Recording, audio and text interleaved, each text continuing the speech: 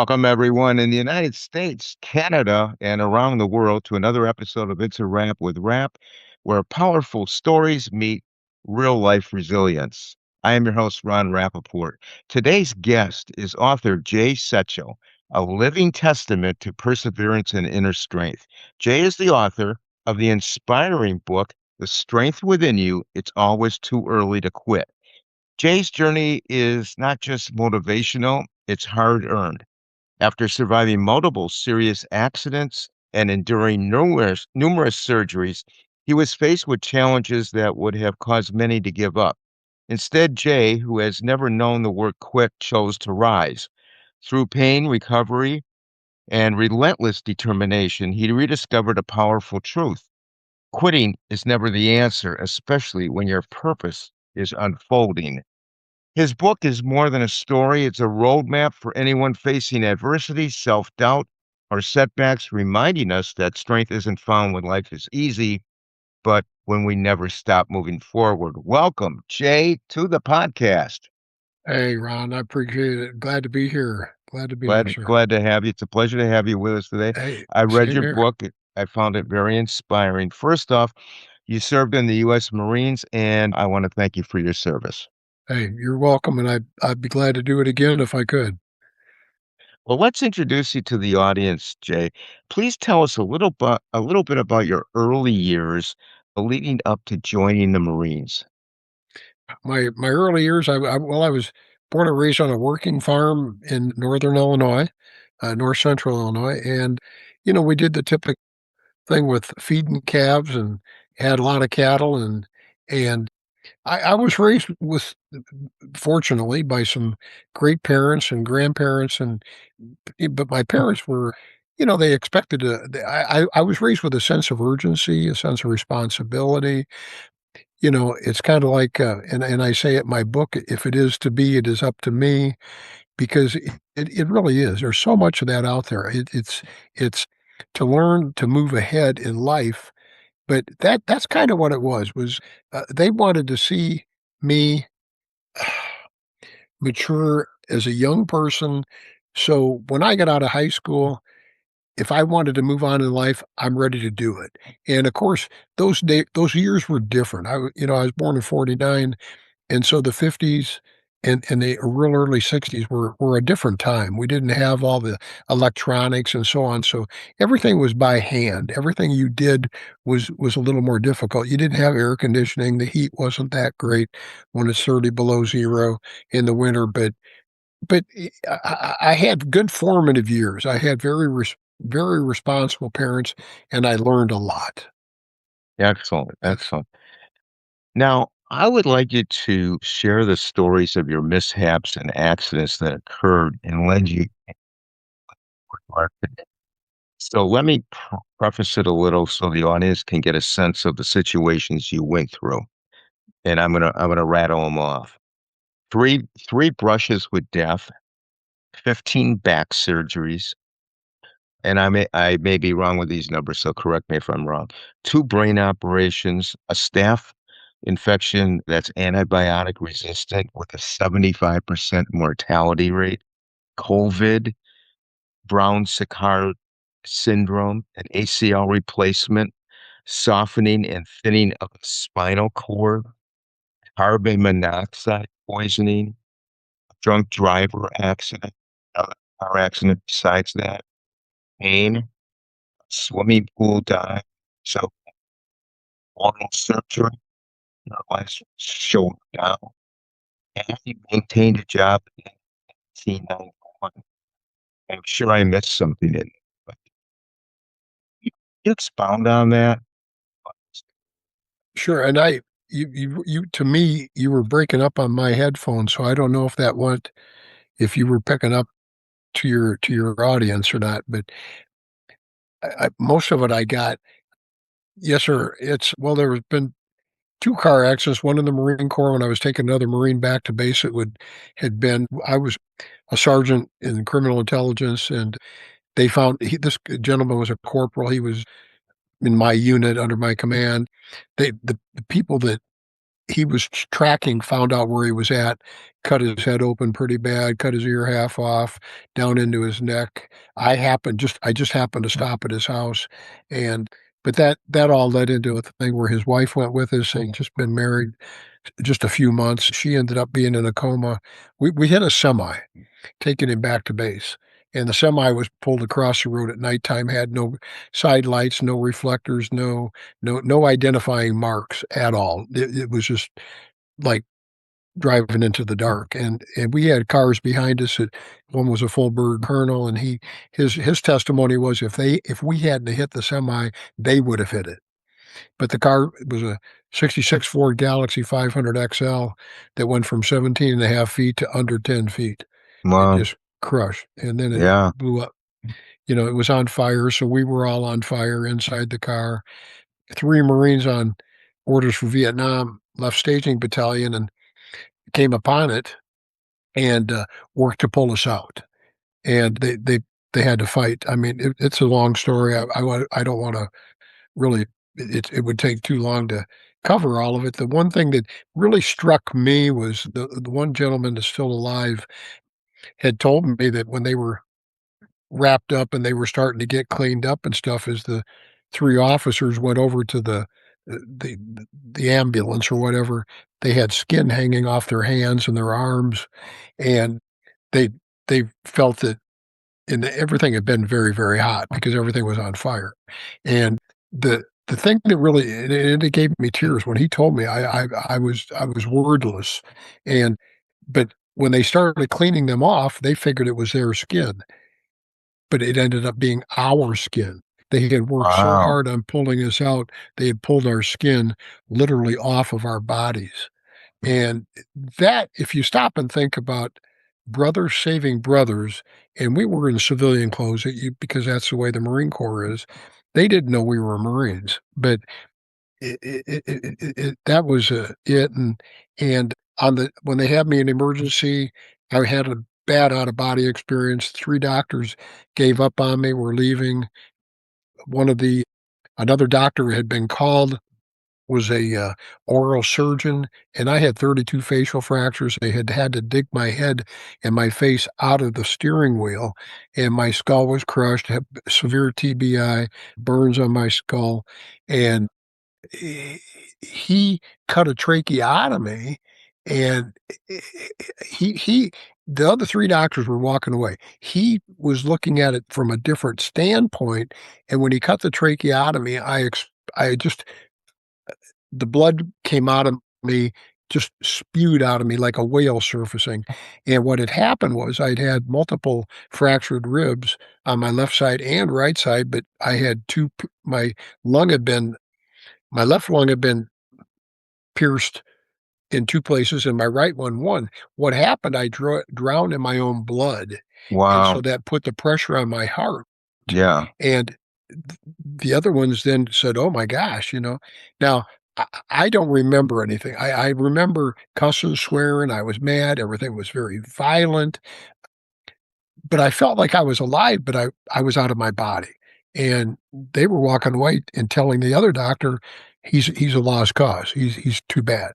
I mean, my fractures, like, beyond belief, but I spent a year in the Naval Hospital from that, so that was a lot, but out of that, I got out of that. Linda was in a coma for 18 months and passed away, and Roy returned to service. He wasn't broken up so bad, but he had burns over 60% of his body, and he passed away from a heart attack here about 6 months ago. But he spent about another 6 years in the Marine Corps and then worked, for the Army as a civilian contractor for, the remain till he retired. But, Uh-huh. got out of that, started a few businesses later on after I kinda rehabbed, but had full leg braces on both my legs up to the crack of my butt. You back in those days, you got no physical therapy, no occupational therapy, there's no psychiatrist, there's no nothing. It's just get you in, get you out. Because Vietnam was still going Yeah. crazy. And but then on September 3rd, 1973, I had a drunk hit me almost head on, and out in the middle of the cornfields, out in the middle of Northern Illinois, and he didn't have a seatbelt on, got thrown out of his pickup truck, run over by his truck, and killed. I had my seatbelt on, almost a brand new Monte Carlo. I had 300 miles on it, rolled several times. I remember the noise. I mean, it took the hood off, it took the engine out of it, it took the left side of the car mostly off. And as I was rolling, the windshield pillar took my left shoulder apart, severed the deltoid muscle, put the bone out the back of my arm, broke my ribs again. It, cuts, and I remember coming to a stop, and I remember glass in my mouth. And other than that, I passed out. But I presume I passed out, but I remember floating up into the sky. I was ascending into I will say that I heard voices. Yeah. I don't know if they were angels, I don't know, but I felt in neither of those did I feel any pain. I had no pain, I had nothing, and I just figured I was going on up, and later it took about 20, 25 minutes for somebody to show up to start working on getting me cut out of the car, but at the same time, I'd bled out. So they had a couple of guys that they did the I can't think what it's called, but they stuck a needle in me, Transfusion? transfused blood directly body to body. And I they were working and working and working and working to get me out, and I kept getting higher and higher up into the clouds or pure sky or whatever it was. And next thing I knew, it was like 4 or 5 days later, and I was in the hospital. So at some point, they got me back. And so, if you wanna call that near death or you wanna call it dying, I was gone. I mean, if nobody was there, they'd been having my funeral, just like Yeah. in the Marine Corps. It's interesting because we did a previous podcast with a man, Robert Kops in Amsterdam. He wrote a book on near-death experiences, and you can look up the podcast. It's on the list, and he describes what you're describing. He's got 100 or more witnesses that say the exact same thing.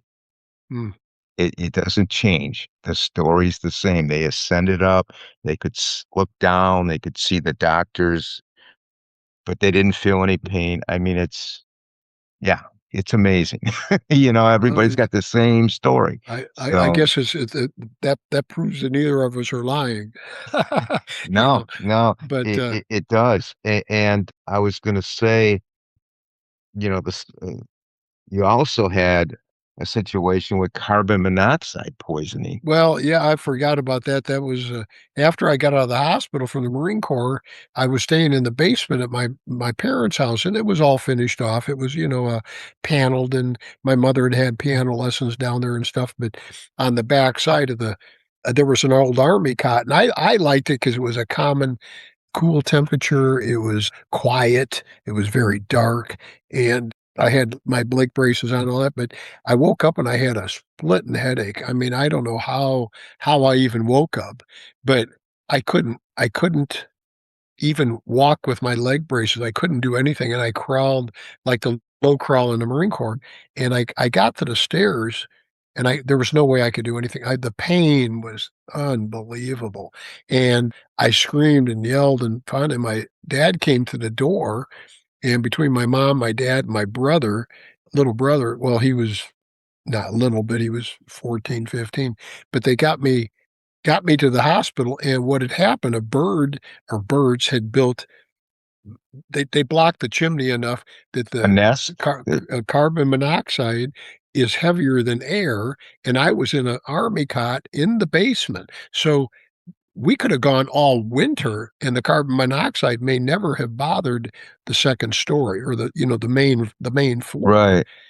but I was low, and they started pumping oxygen into me and then later discovered that that's I guess they took blood tests, I don't recall, but I was yeah, another Have you ever stopped to think about what freedom really means and what it costs? Today, we're spotlighting a powerful, unforgettable story, 12 Bells to Freedom, by our podcast guest and author, Laszlo Shahida. This is not fiction. This is not imagination. This is a memoir based true story of one family's fight for survival during one of the most oppressive periods in modern history.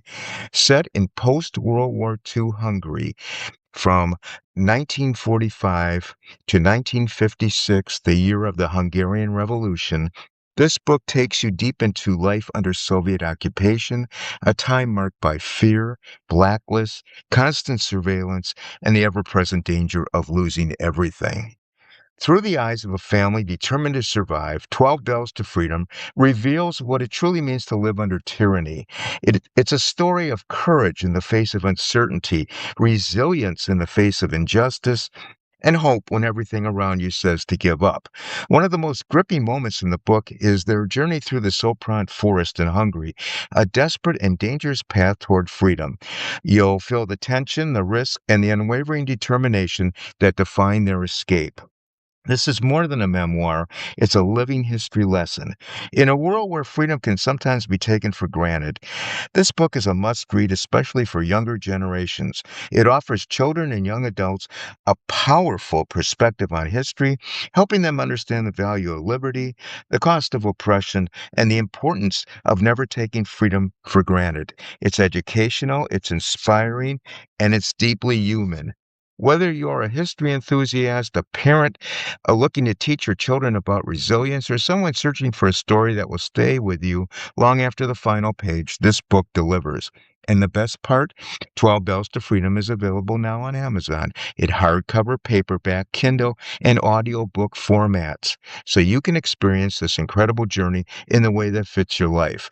Don't just read about freedom, understand it. Get your copy of 12 Bells to Freedom today, because stories like these don't just inform us, they remind us what truly matters. Well, I remember them saying, "It wouldn't have been much longer, I would have been dead." Yeah, they probably did your pulse oximeter and saw your oxygen level was drastically low. Was So, terrible. so they And, knew you that know, you and needed and men oxygen. yes, sir. And mentioning that, I mean, I was lucky when I was the first week I turned 17 years old, in the first week of January 1907, I came down the silo and was walking on a feeding auger, and I had to go about 8 or 9 feet on the feeding auger approximately, and then jump off into the snow because I'd been up there chipping frozen silage off the side of the silo, and my grandfather hit the auger on and then off, and I don't know if he didn't realize, I don't know what happened, but I screamed and I was in the middle of jumping off, but the auger turned enough that it broke my right ankle, cut my boot, sliced my boot open. The blood was not bad, but enough. But I was able to jump into the swimming pool, geez. I was able to jump into the snow, Yeah. and he came out and went and got my dad. They took me to the hospital and broken right ankle and such. But but had it gone another even 2 seconds, I'd have been ground up just like hamburger. Wow. That was the first week I was 17 years old. So, this just keeps going on. But the after the car accident, I did well, I started a couple other businesses. I had stuff going. I did miscellaneous stuff and then went through it. I'd been divorced, and then I got remarried a few years later, and when I was 31 and a half on the July 4th, 1981, I we had a 4th of July party, and after the party, we played volleyball and stuff, and the neighbor right behind the place where we played the volleyball had put an in-ground pool, and he's invited everybody over, so my wife and I rode over on my motorcycle and parked it and went up, and some of the guys were gonna toss me in the pool, and I said, "No, no, no, no, no, not till I get my." I had some very expensive Lucchese ostrich quill cowboy boots on and my billfold, Yeah, they're so not going in the pool. yeah, they're not going in the pool. I'll fight for that.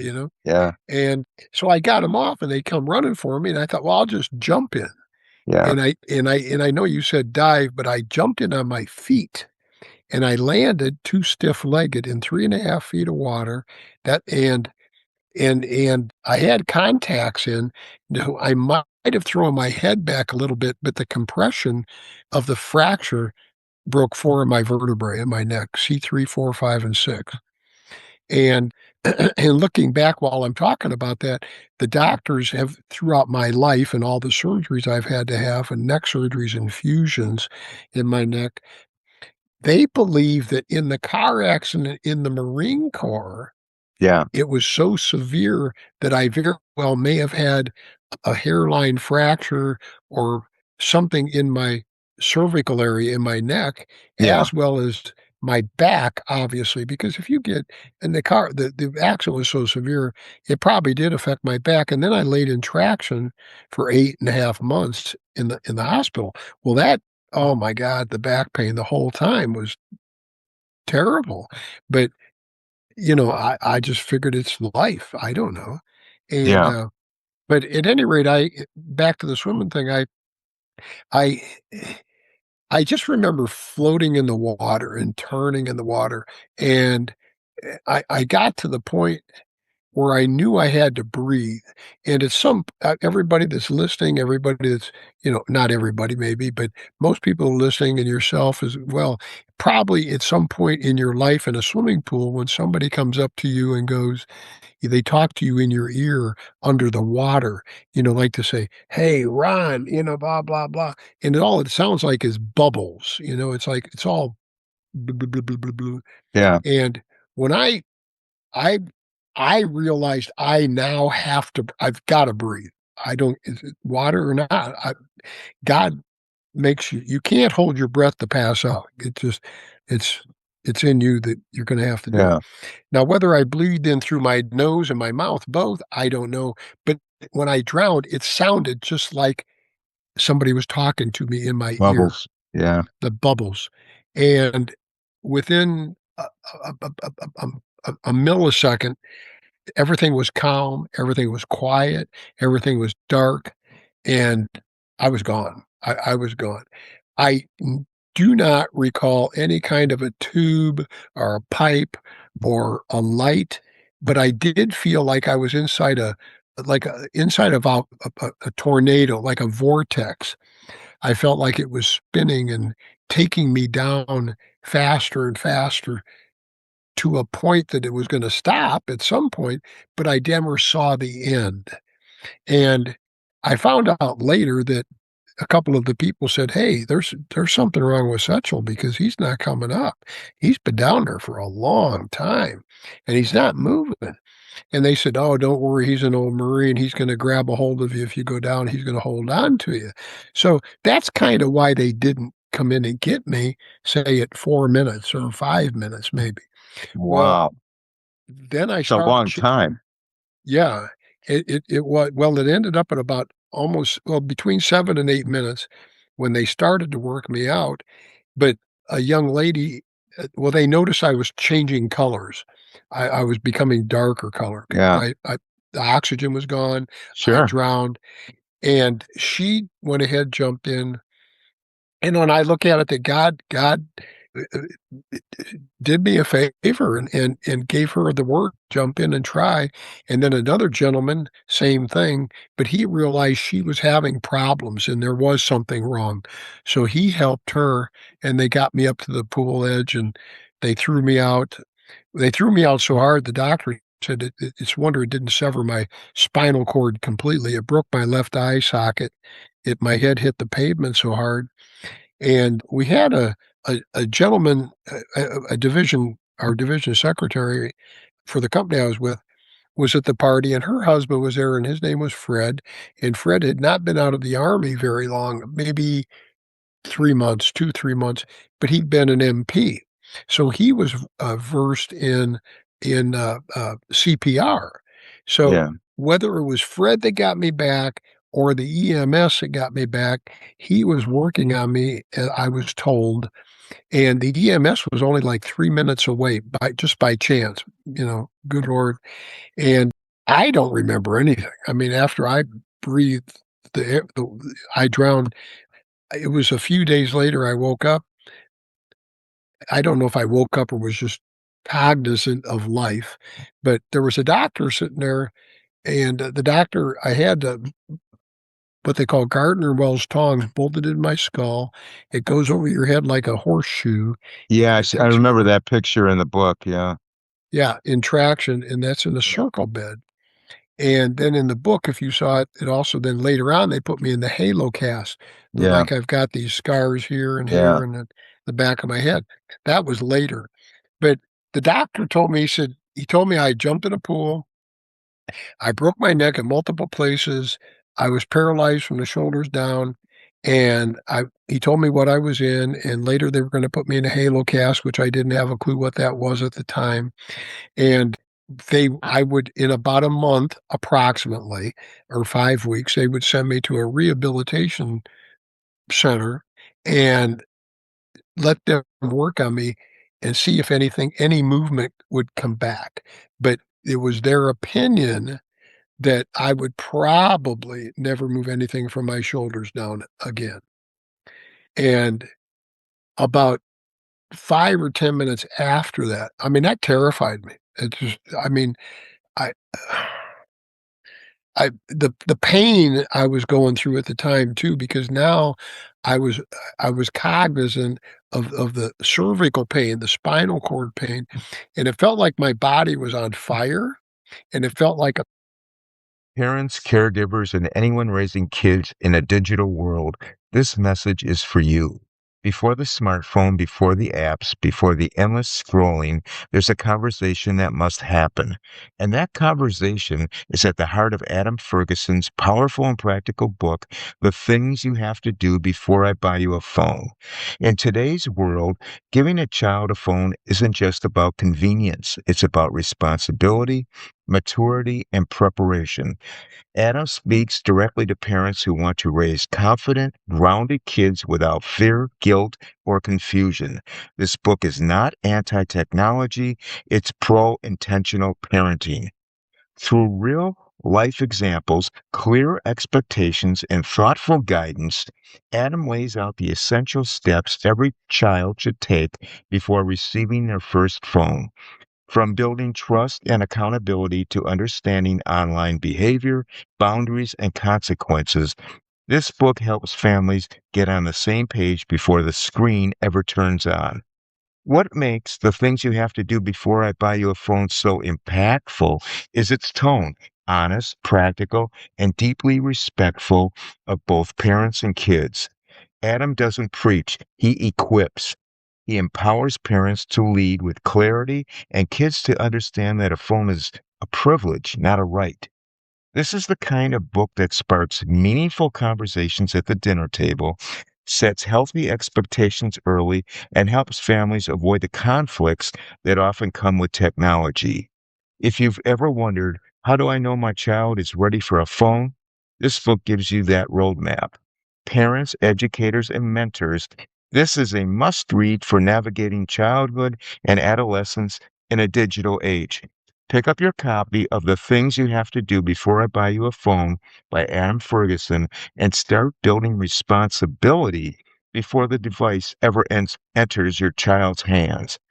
The book is available from Amazon and wherever books are sold in hardcover and Kindle formats. probably 100 people were standing around me with ice picks stabbing every pore that I had. It Wow. was oh my god, the pain was terrible. And but a little bit later, 10, 15, 20 minutes, I don't recall, half hour, I was face down in the bed, and I wanna say this is a very important part in my opinion, is they rotated the bed so I was face down. The reason they put you in a circle bed is they can rotate you onto your back and onto your stomach, and it when you drowned, the chances of you having pneumonia is really bad, Oh, yeah. really. All that And water. so Yeah. yes, sir. And so what this does, it allows you to be face down for a while and on your back for a while. Yeah. But my wife, I was married 3 weeks the day that it happened. Wow. And my wife, second marriage, but my wife said she was on, kneeled down in front of me and looking up, and she said, "Jay, I've got a man here named Tom Cooper. I met him in the waiting room. He's got a son in the hospital, and he would like to say a prayer for you. And if that's okay, blink your eyes." and which I did, and because I'm gonna take a prayer. I Yeah. don't care, Yeah, you're gonna take a prayer from anyone. Yes, That's sir. And and I don't know what he prayed except that, that to be with my wife, to be with me, to help me through my journey, to do the best I could and whatever I yeah, had the faith that I could accomplish, that God would be with me. And I over the years, and I'll say this at this point, that I have thought back about that 1,000 to probably 10,000 times, and I've always wondered if I had denied that prayer or not accepted that prayer, would that have been like denying God? And would I have ever moved again? And that's a legit question. It's a yeah, legit question. It's yeah. like, you know, but make a long story short, they eventually, about a month later, my left arm had started to move a little bit up at, like, down in the bicep area, but my arm was moving, the whole arm. My hand wasn't working on my left side, and they eventually put the halo cast on me and transferred me to a place called Sister Kinney Institute and in Minneapolis, and that's where I spent the next many months going through, physical therapy and occupational therapy and all the other stuff, and that's, that's kinda up to that at that point, but it was kind of a thing that at one point, my mother came and visited, my mom and dad That came was my next question. What did Mama Setchell say about all this? about She what? ha about all this happening to you? Well, when the car accident, the 2nd car accident happened, my mom, about a week and a half later, she was standing on the right side of me, hitting me with a rolled up newspaper, and she was saying she was saying, you know, "You've gotta quit doing this to us. You've got to quit doing this." Yeah, stay Well, out of trouble. yeah, I said, "Ma, I didn't do it on purpose." I mean, Yeah, the guy, yeah. but when she came there, they like, oh, this was maybe 3 months into rehab, I don't recall, and I kinda told her, I said, "Why me?" I wonder, it's like, it's not that I'm a bad person. I'm not a murderer. You know, I'm not doing bad things.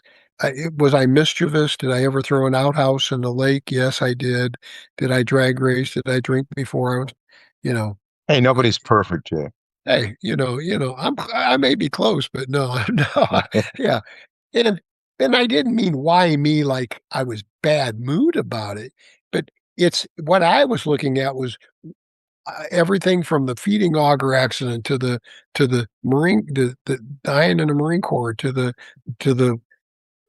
the oxygen issue to the other car accident to it just didn't stop. Where most people have one bad thing happen in their life, it Right, doesn't happen to go on year after year, decade after decade. So right. but she said to me, she said, "Jay, the one thing you gotta remember is you made the choice to jump in the pool. Fortunately, God helped a couple of people decide to jump in to help save you." And I've always thought about that. I've thought about that. And she got me a book, Why Bad Things Happen to Good People. And in that book, there's a very short little story, and it's about a little child that's maybe 7, 8 months old, little crawling around on a, a, a tabletop next to a window. And they're in an apartment building. They're 5, 6, 7 stories up. The mother's cooking supper, or cooking a meal. And the child gets too close to the window's open, the child goes out the window and hits the pavement and dies. And the question is that why didn't God stick his hand out and stop that child, save that child? Because the child hadn't been a bad person. It Right, was just a right. little baby. But the fact is in the article, it goes on to say, way before the child was born and way before humanity was here, God created gravity. And gravity takes somebody down. So if it's anybody's fault, it was the mother's fault for not having watched out for who she was responsible for. So that kind of gave me a little sense of I don't know, belief in the Lord's power and strength. and why I was still there. But, so then, therapy began and away the rest of my time went. Okay. Let's move on. I wanted to know what sparked you to write the book. I had people for years, 50 years ago, longer than that, tell me, Jay, you need to write a book. You need to write what's going on because a lot of people were inspired or motivated that I just didn't quit. I kept pushing forward. I kept working on it. And 2 years ago, and I thought about it, but I just didn't have any direction. I don't know how to. I'm not a writer. I'm not a, I can tell a story correctly. I can motivate, I can inspire. I've done very good corporately. I did very good as an entrepreneur. I can put a lot together, but 2 years ago, I had a gentleman come in from the Pacific Institute, and I had been about 7 or 8 years ag no, about 6 years ago, 7 years ago, I went to Tampa, and I spoke for 3 different seminars that he had over 3 days. And we just talked a little bit about never giving up, and it's always too soon to quit trying and all that kind of stuff, and it's attitude and mindset, and he said, "Jay, you have got you just got." So he connected me with a lady that I told the story to, and I dictated it. It took me a year to think back and take my time and try to do it, but the book does talk about, as you saw, it talks about some of my death, it talks about, the MRSA staph infection, it talks about the COVID, it talks that my wife was told to go home and make funeral arrangements because COVID was so bad. So I spent 5 months in the hospital, in 4 different hospitals through that, and it talks about a little of that and a couple of other crazy things, but the main purpose is the strength within you is to help people find and understand that they have strengths within their body, within their mind, Mhm. that it's either through being the way they were raised, what they had to go through. Maybe it wasn't the best way they were raised. Maybe they had a bad a family life. Maybe they didn't have much family life. But there's a lot of people that can accept that and do something with their life, not always just blame failure or blame. The It's a Wrap with Rap podcast, the podcast of hope, resilience, purpose, and the pursuit of wellness, has the privilege to educate our audience about TelewellnessMD, a physician-led telehealth platform connecting eligible patients with licensed providers for prescription-based wellness therapies that practices education first and oversight always. TelewellnessMD is not a supplement company, not a replacement for primary care, and does not ship without provider approval. All treatments require medical review. TelewellnessMD works as follows. An account is created for you, a consult with a physician occurs, an order for therapy ensues when prescribed, and you now start your wellness journey. Ongoing support is included. There are no additional fees required. TelewellnessMD focuses on metabolic health, recovery, energy, hormonal balance, sexual wellness, healthy aging, cognitive clarity, and immune support, all under licensed medical supervision. What is included with TelewellnessMD is one price and complete care. Included are a provider review and prescription by a licensed medical provider, prescriptions prepared by state-regulated U.S.-based compounding pharmacies, all the required supplies when applicable, the listed vial size and concentration, fast, discreet shipping directly to your door, and ongoing support, which includes access to the TelewellnessMD live U.S.-based support team, no memberships, no add-on fees, and no surprises. Are you curious? Learn more and connect with a licensed provider to determine whether treatment may be appropriate for you. Please use the link provided to access the website and receive a 25% podcast discount on your first order. Their lack of going ahead on those issues. So but it's the strength within you. Whether does that strength come from your family life, your DNA? Does it come from your attitude? Does it come from anger, frustration? Does it come from being mad as hell about something? And you can dig. Does it come from pain? Pain pain motivates me when I'm in a lot of pain. I'm always in pain. But when pain gets worse, I push back. And if you when you get Ron, when you get involved in a project, very concentrated in a project, you kind of forget about outside elements. And that Right. outside element can be pain. So Sure. the pain is there, it's just as bad, but you don't think about it till Right. you're done with that project. So the reason the book is okay, here's what I went through to a large degree, not everything, but to a large degree. And where can you find strength within yourself to overcome the adversities and the roadblocks and the detours and failures you're going to face throughout life, no matter what? And that's what it is, because I believe the more people you help, the better person you become. I, I absolutely agree. I, and that's what I've always tried to do is I've worked with a lot of people over the course of my life in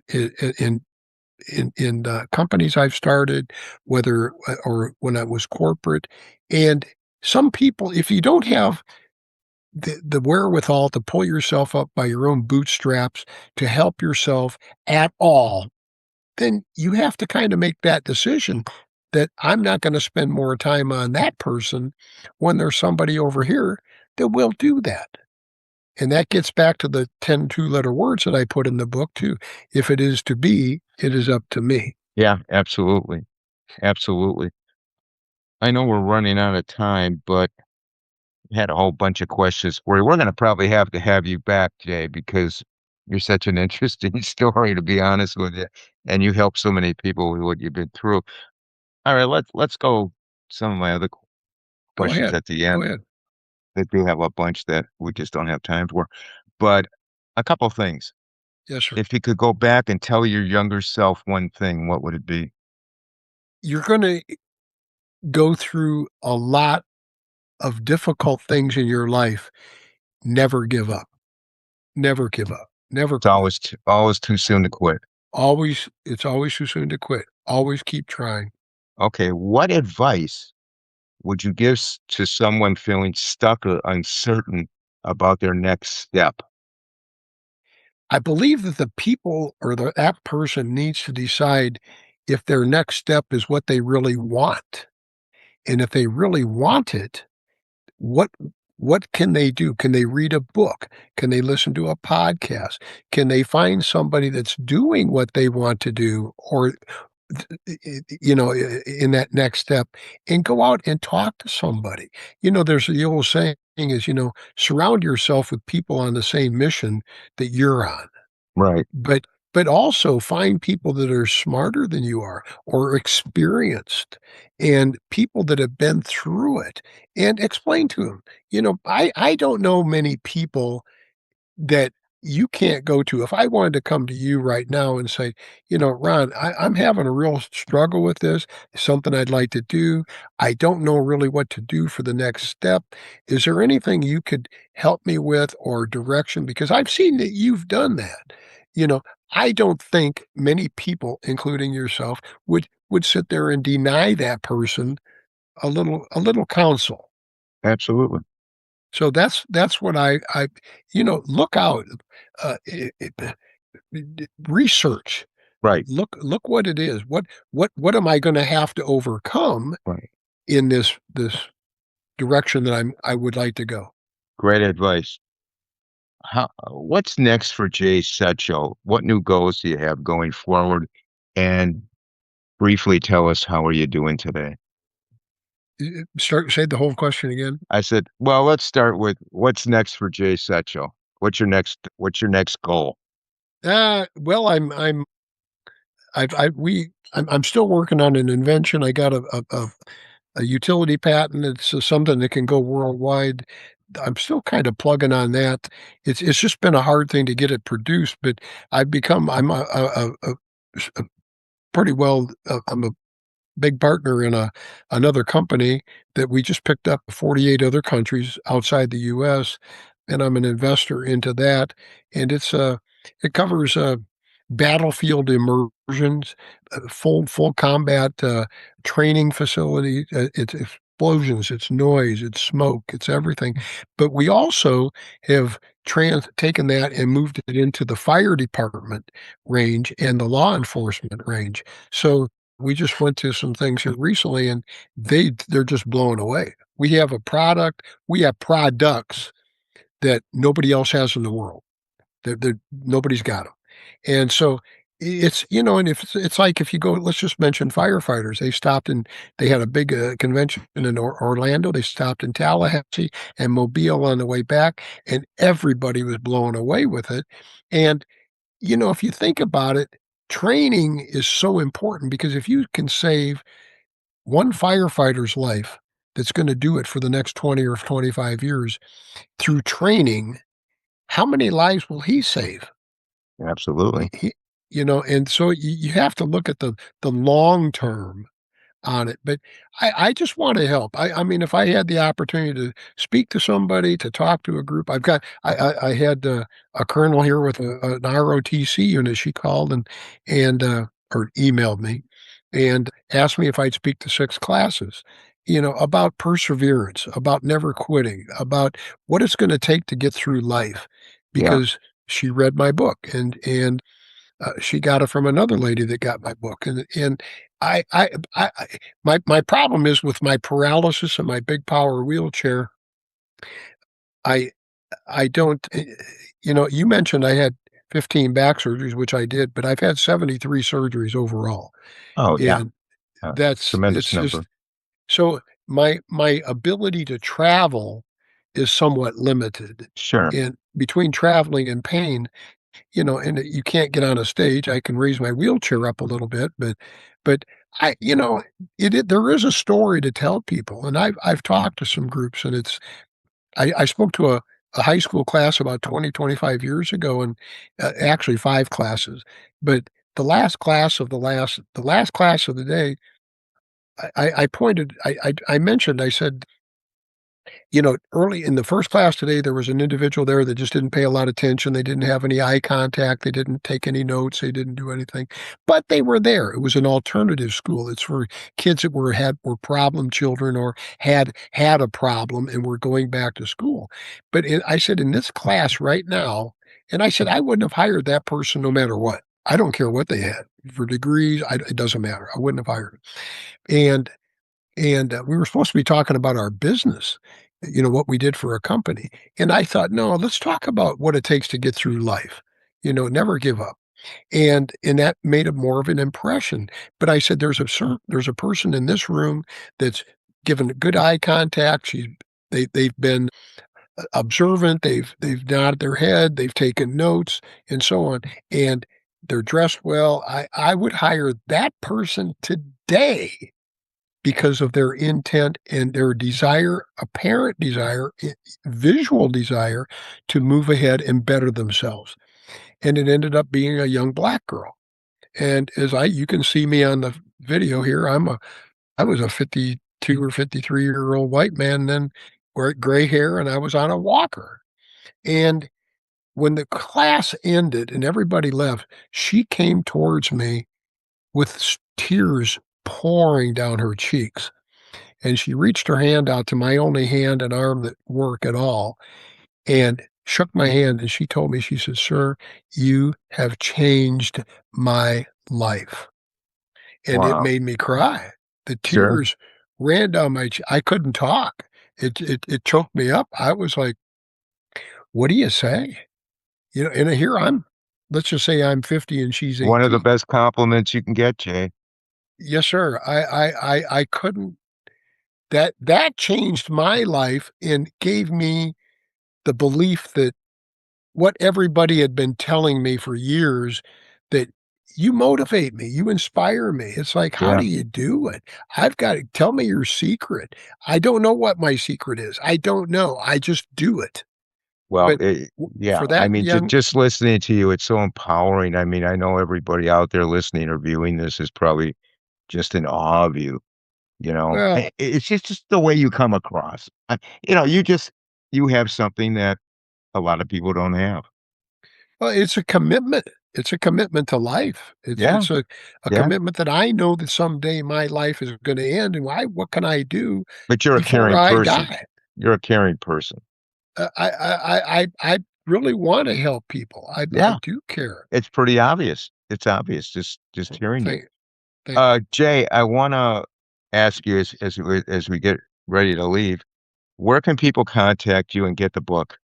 The book is, as you mentioned, is The Strength Within You.